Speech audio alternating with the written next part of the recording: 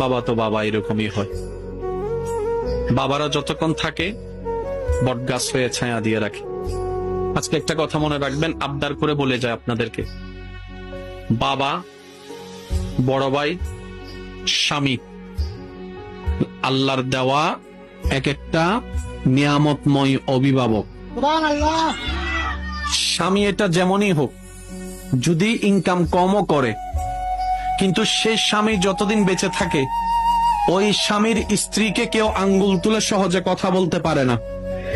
বাবার ইনকাম কম থাকলেও ওই বাবা যতদিন বেঁচে থাকে সন্তানদেরকে কেউ আঙ্গুল তুলে কথা বলতে পারে না।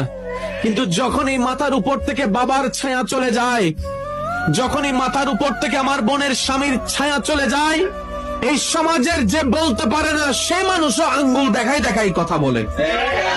সেজন্য মনে রাখবেন, বাবারা